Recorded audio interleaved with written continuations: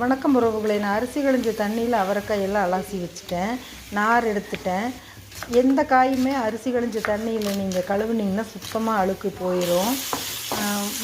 வெங்காயம், சின்ன வெங்காயம், பூண்டு, வரமிளகாய், கொத்தமல்லி பவுட்ரு, சீரக பவுட்ரு, தேங்காய், வெந்தயம், புளி, தக்காளி இதெல்லாம் நான் சேர்த்துருவேன்.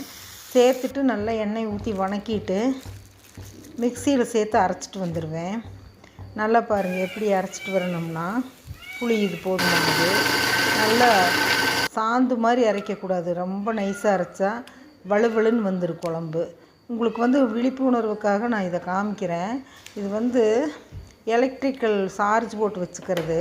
நம்ம சுவிட்சை ஆன் பண்ணிவிட்டு இப்படி இதில் இருக்கிற சுவிட்சை ஆன் பண்ண முடியாமல் ட்ரை பண்ணிகிட்டு இருந்தோம்னா திடீர்னு குப்பும் பிடிக்கும் நம்ம. ஏன்னா வெளியில் கேஸ் வெளியில் வந்துட்டுருக்குது இல்லையா, அதனால் என்ன பண்ணணுன்னா சுவிட்சை கீழே ஆஃப் பண்ணிவிட்டு இதில் இருக்கிற சுவிட்சை ஆன் பண்ணணும். ஃபஸ்ட்டு இந்த லைட்டரில் இருக்கிற சுவிட்சை ஆன் பண்ண ரொம்ப உபயோகமாக இருக்குது. இது உங்களுக்கு தேவைப்பட்டால் எங்கே கிடைக்கும்னு நான் உங்களுக்கு சொல்கிறேன்.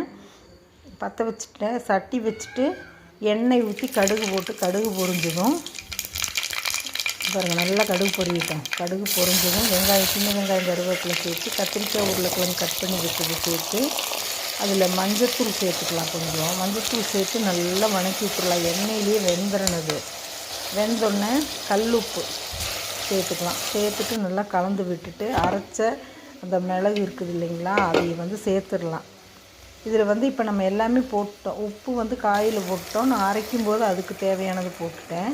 கல்லுப்பு, மேக்ஸிமம் கல்லுப்பே யூஸ் பண்ணுங்கள். பாருங்கள், புளிக்குழம்பு மாசாக இருக்கும். நல்லெண்ணெயில் தாளிக்கணும். பாருங்கள், நல்லா கமன்னு மணக்குது புளிக்குழம்பு நம்ம வீட்டில். இன்றைக்கி சாதம் 4 சவுண்ட் விட்டு வச்சுட்டேன். கஞ்சி வெடியில் வைப்பேன் எப்பவுமே. இன்றைக்கி வெறுமனே வச்சுட்டேன். நல்லா வெந்துருச்சு.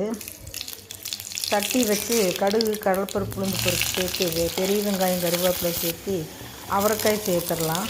சேர்த்துட்டு மஞ்சத்தூள், உப்பும் போட்டு தண்ணி ஊற்றாம மூடி வச்சுட்டு தோசை, சிவப்பு சோள மாவு தோசை, புளிக்குழம்பு, வரமிளகாய் சட்னி, சிவப்பு சோள தோசை சுட்டாச்சு. பாருங்கள், அவரைக்காயும் ரெடி ஆகிடுச்சு. தம்பிக்கு லஞ்ச் ரெடி பண்ணிட்டேன் பேரனுக்கு. தேங்க்யூ.